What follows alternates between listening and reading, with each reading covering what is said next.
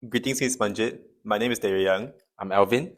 I'm Afiq. I'm Mukhtar. And I'm Kandan. And we are from Group 18. And today we'll be discussing about the negative externality about sugar consumption in Malaysia. So let's get started with the introduction. First of all, Malaysians consume large quantities of sugar every day, mainly through common foods and beverages. This includes desserts, local kueh, sweetened coffee, bubble tea, and others.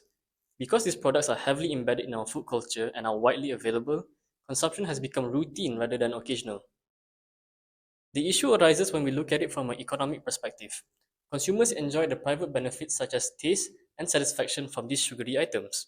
However, they do not consider the wider social costs that come with overconsumption.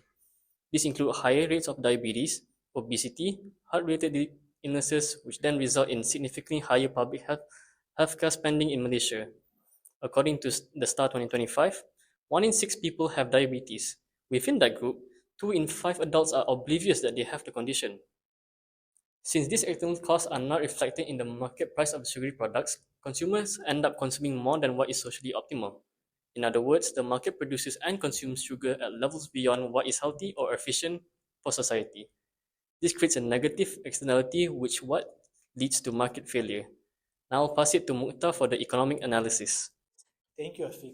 Now I'll be explaining how the sugar market creates a negative consumption externality and how the sugar sweetened beverage or SSB tax helps correct it. In figure 1, the demand curve represents the marginal private benefit or MPB in short. This represents the enjoyment consumers get from sugary drinks. The supply curve represents both the marginal private cost and the marginal social cost because the external harm comes from consumption, not production. Without intervention, the market produces a QE where MPB meets MPC. However, this ignores the marginal external cost linked to high rates of diabetes and obesity in Malaysia. This places a heavy financial burden on the healthcare system when we account for this external cost. The marginal social benefit curve lies below the MPB and the social optimum quantity falls to quantity SOC. The difference between QE and QSOC shows overconsumption and welfare loss. To address this, the Malaysia introduced the SSB tax in 2019, which can be seen in figure 2. The tax increases production cost, shifting MPC upwards. This raises price, reduces demand, and moves consumption closer to the social efficiency level, QSOC. Since the tax production of high sugar beverages has declined and many firms have reformulated their drinks to avoid this tax, overall, the SSB tax reduces extensive sugar intake, encourages healthier product reformulation, and lowers long-term healthcare costs. It demonstrates how government intervention can correct negative externalities and improve social welfare. Now, I'll pass it on to Alvin to explain more. All right, thank you, Mukhtar, for the insightful economic analysis presented just now. Right now, we're going to move towards the policy evaluation. Firstly, Malaysia currently faces the highest diabetes and obesity rates in Southeast Asia.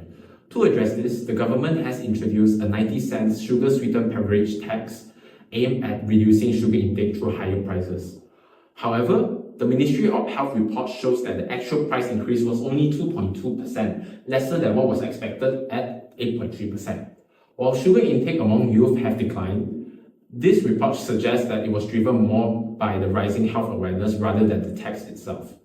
Even so, the tax has successfully encouraged firms to reformulate their products to a healthier and lower sugar options.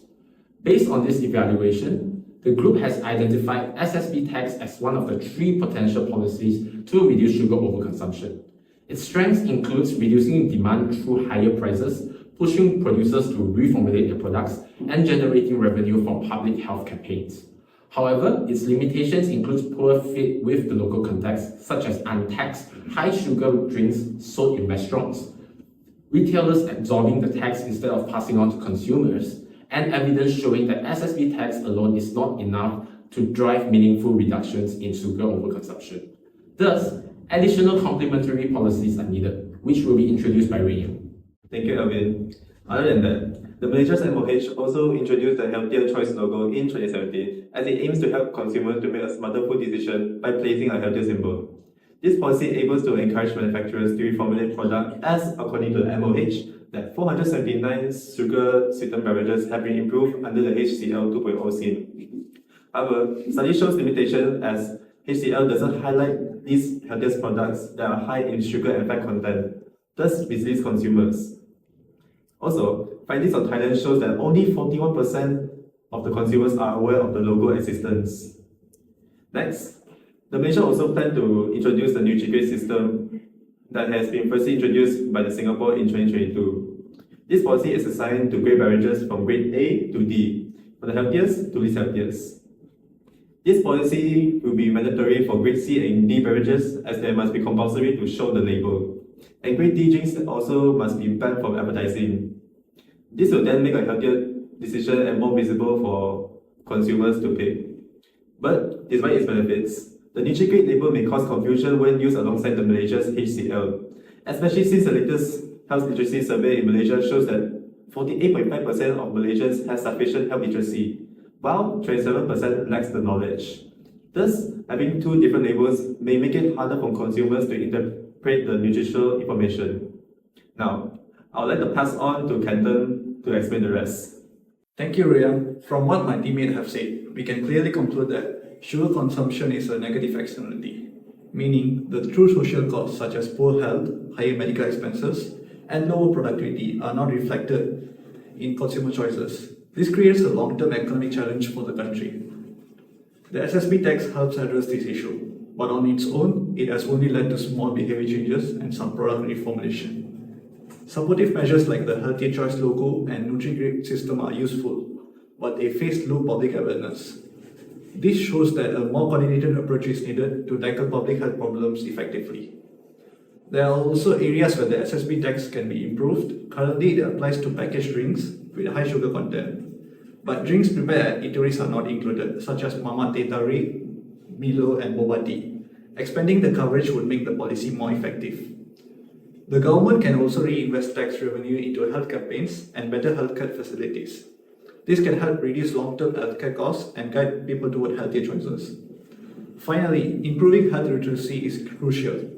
One idea is using the MySejahtera app to launch online workshops that teach older adults about the negative effect of sugar consumption in layman terms and offer reward-based incentive for those who have completed the workshops.